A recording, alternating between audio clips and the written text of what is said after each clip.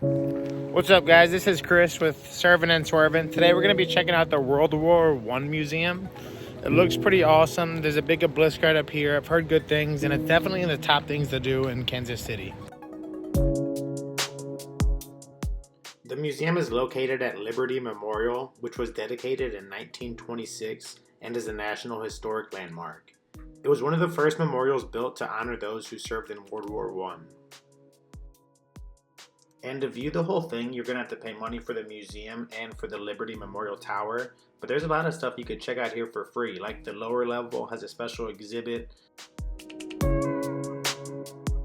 There's 9,000 red poppies, each representing a different battle or soldier from the war.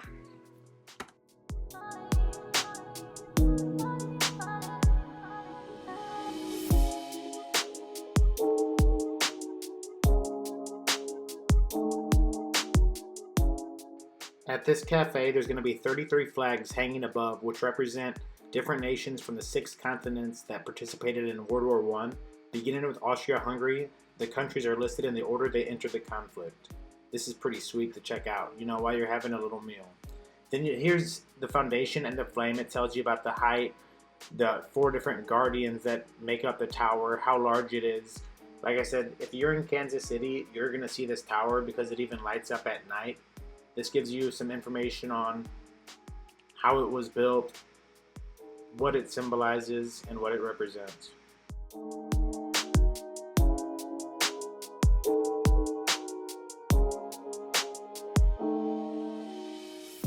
The museum holds over 200,000 artifacts, including uniforms, weapons, documents, artwork, and personal items from soldiers. It has one of the most extensive collections of World War I artifacts in the world.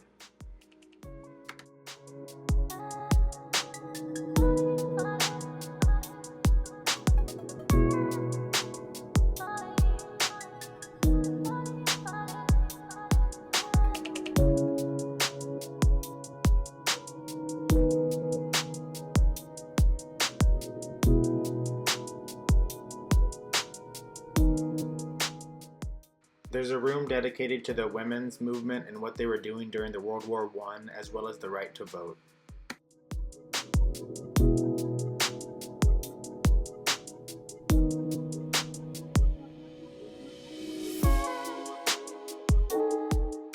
This room is dedicated to the children. What were they doing during the World War? Everybody knows of the chimney sweeps. They were doing dangerous jobs. These kids were helping in a lot of different ways. They were going without just so they could send everything to the soldiers. There's a big read, little read, so you could read a lot about it or a little about it.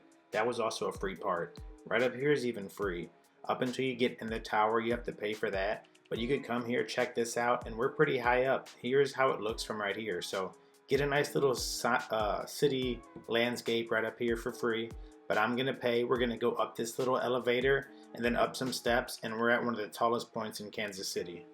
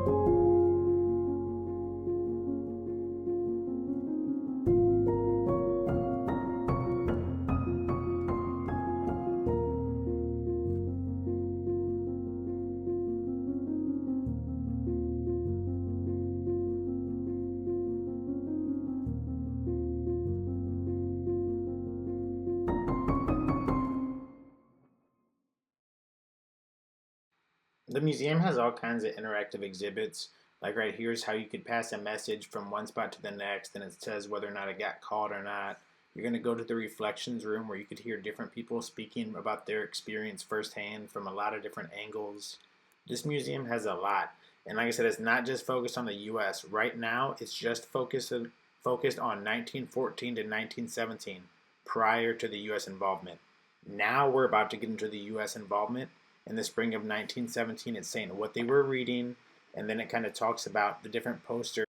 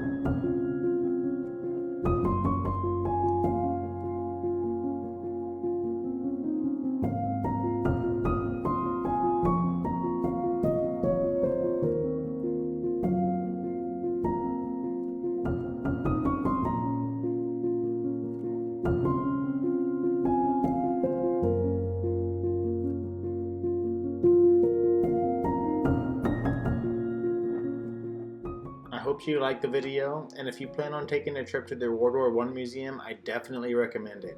Kansas City is a lot cooler than I thought it was going to be. And guys, be sure to subscribe as I explore. I'm living in St. Louis, but I have 3 off days and I try to explore Missouri, Tennessee, Ohio, all kinds of little different spots. So if you're looking if you like travel content or looking for things to do, hey, be nice, press subscribe, press like. If, it's still rough right now, but hey, maybe we'll see where it takes me.